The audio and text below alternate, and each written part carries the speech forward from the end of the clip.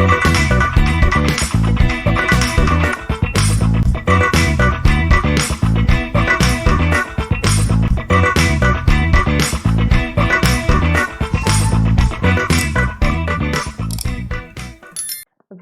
to video lecture on management and entrepreneurship for IT industry.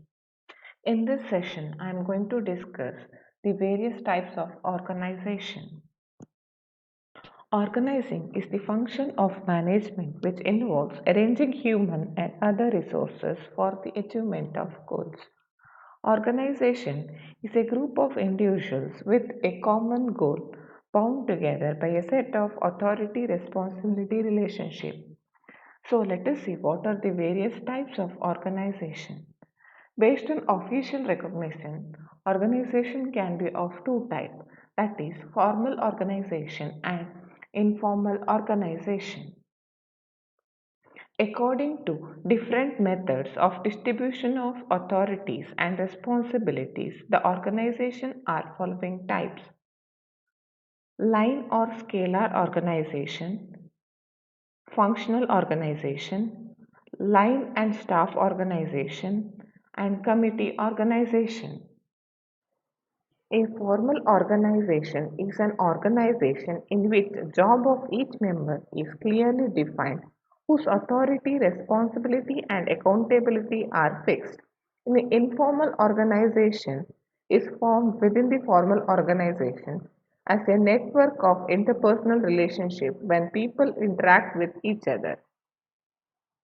The differences between formal and informal organizations are: formal organization is originated officially and started with definite purpose. An informal organization is started unofficially and developed naturally based on individual and group goals. Definite structure with clearly defined authority and responsibility relationship exists for formal organization. No formal structure exists for informal organization. Formal organizations are controlled using formal rules and regulations. Informal organizations are controlled using group norms. Communication in formal organization is formal and official channels of communications are used, whereas informal organization uses a informal way of communication or grapevine type of communication. Size of formal organization can grow to a very large size, whereas informal organizations are generally very small.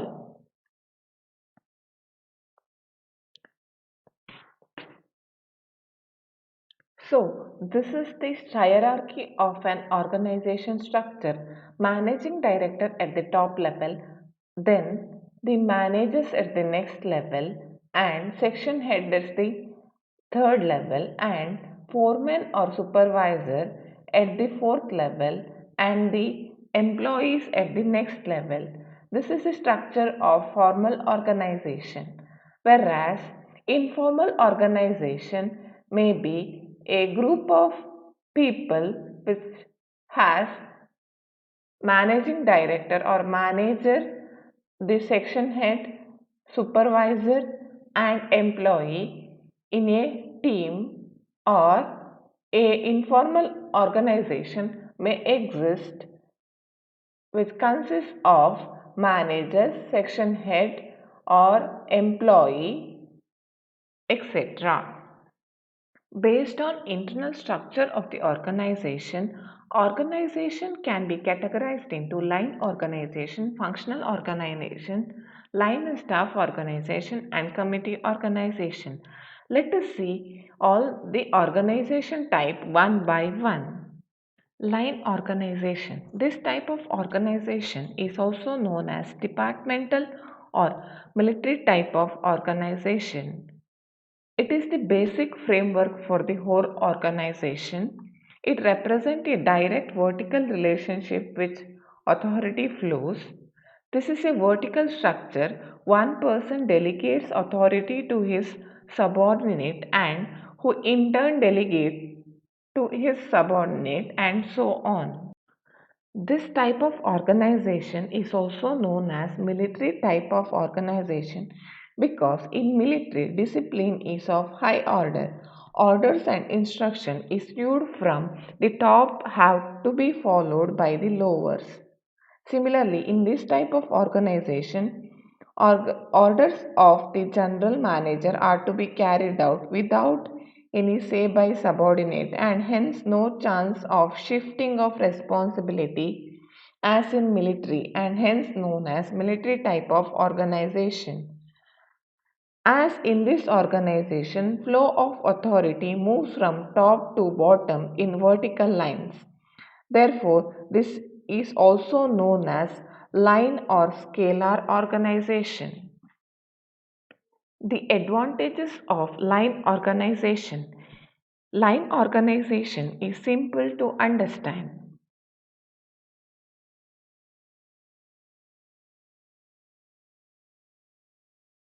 Line organization permits quick decisions. As responsibility of each individual is fixed, hence faults can be easily and quickly known. Unity of control. A clear-cut division of authority and responsibility, hence no scope of shifting the responsibility. Line organization follows strong indiscipline and line organization follows direct communication. Disadvantages of line organization. Line organization is rigid and inflexible. Being an autocratic system, managers may become dictators and not the leaders. There is a scope for favorism and nepotism. It's about red tape and bureaucracy. Lack of specialization, that is, it requires different departmental heads to be expert in their respective function, hence lack of specialization. Line organizations are suitable for factories of small and medium size in which subordinate and operational staff is not too much. Suitable of Suitable for continuous process such as sugar, paper, oil refining, spinning and weaving industries, etc. It is suitable where labor problems are not difficult to solve. It is suitable where automatic plants are used. This diagram indicates the line organization structure. Next type of organization is functional organization. In functional organization, the specialists are made available in the top position throughout the enterprise. A functional in charge directs the subordinate throughout the organization in his particular area of business operation. The difficulties in finding all round qualified man to be foreman in the line organization are overcome with this type of organization. He is replaced by various functionalized people. Advantages of functional organization. Due to specialization, quality of work is better. Functional organization reduces the burden on the top executive. Functional organization offers greater scope for expansion. A functional manager is required to have expertise in one function only. This makes it easy for executive development. This system provides more specialized knowledge and guidance to individual workers through expert. It helps mass production by standardization and specialization. Since for every operation expert guidance is there, hence wastage of material will be minimum, which will reduce the prime cost. Unnecessary overloading of responsibility will not be there as in case of line organization. Disadvantages of functional organization. It violates the principle of unity of command. It is complicated from control point of view as every functionalized expert feels himself to be superior than the other and there is no one man control over the workers. Therefore, it makes discipline problem difficult to solve among lower level. That is, operation of functional organization is too complicated. It develops specialists rather than generalists. Proper coordination of the work of different departments is required, but it is difficult to maintain as everybody is working individually. Hence, lack of coordination among functional executive which delays the decision making process. Here, shifting of responsibility is possible. In practice, a pure functionalized system is rarely found. In fact, a factory where responsibilities are divided on a functional basis, line relationship may also exist. This is suitable for large manufacturing concerns which are capable of expansion in future. This diagram indicates the functional organization structure. The straight line indicates the flow of line of authority and dotted line represent the functional authority flow. In a firm of large size operating on big scale, managers cannot give careful attention to every part of management. They are unable to think and plan. They are busy with ordinary tasks of production and selling. Hence, some staff is deputed to other works like investigation, research, recording, planning, and advising to the manager. Thus, staff brings specialization by assisting the line officer. The line maintains discipline and stability. Staff provides expert information and helps to improve the overall efficiency. Thus, staffs are thinkers while lines are doers. In line and staff organization, the line authority remains the same as it does in the line organization. In addition, the specialists are attached to line manager to advise them on important matters. The staff officials do not have any power of command in the organization as they are employed to provide expert advice to the line manager. The advantages of line and staff organization. It is a planned specialized system. Expert knowledge is available. Reduction of burden on line manager because of the existence of additional staff manager. Better decision as staff specialist help the line manager in decision making process. Unity of command. Since the staff members are not involved in commanding, unity of command is achieved.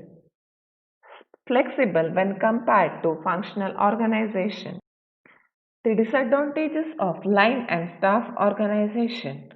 Allocation of duties between line and staff are not clear. There is generally conflict between line and staff executive. Since staff are not accountable, they may not be performing well. Difference between orientation of line and staff. Line executive deals with in problems. The overhead cost of product may rise because of high salaried staff. The chart of line and staff organization as shown in the diagram. Nowadays, this type of organization is preferred for medium and large scale industry depending on internal structure, nature, productive activities, and span of business area. Committee organization or committee. A committee is a group of persons formed for the purpose of giving advice on certain important problems which cannot usually be solved by any individual. A committee is a group of people who have been formally assigned some task or some problem for their decision and implementation. It helps by pooling the thoughts of several persons on problem involving several functions and offered for criticism. Therefore, nowadays, many large companies add a network of committees to the line and staff organization. Classification of committee is as follows. The committee can be of two types, that is advisory committee or executive committee. The executive committee in turn can be a standing committee or a task force. These two committees may have same individuals as members. Their functions are separated by time, place and title. A committee is a tool for the development of ideas and recommendation of policy and procedure. It brings better plans and policy for the operations and result in better cooperation in their execution. What is advisory committee? Advisory committees are vested with staff authority. As the name indicates, they only have a recommendation role and cannot enforce implementation of their advice or recommendation. Example of advisory committee: the advisory committee formed in business enterprises like work committee, sales committee, finance committee, etc. Executive committees. Executive committees are vested with the line of authority. Executive committee not only take decision but also enforce decisions and thus perform a double role of taking a decision and ordering its execution. Example for executive committee: a board of directors is an example for executive committee. Executive committee can be classified as standing committee or an ad hoc task force. Standing committee. Standing committee are formed to deal with current organizational problem. Example, a finance committee in a company. The role of finance committee is to approve the bank loan or loan approval committee in a bank, etc. Members of this committee are chosen because of their title or position instead of individual qualification or skill. Ad hoc committees. They have a short duration of time and dissolved after the task is over or the problem is solved, and their members are chosen for their skill and expertise or experience. A company in the automobile industry is currently facing a sales problem. They have a nationwide presence, but it seems that in key states where more than 50% of the revenue are generated, the company's sales are decreasing. After a meeting with board of directors, the company's CEO decided to assemble an ad hoc committee to investigate the issue and come up with new strategies to get those states back on track. This is an example for a committee. In this lecture video, we have discussed the various types of organization, that is formal or informal organization, and also we studied the different types of organization like line organization, functional organization, line and staff organization, and committee organization. Thank you.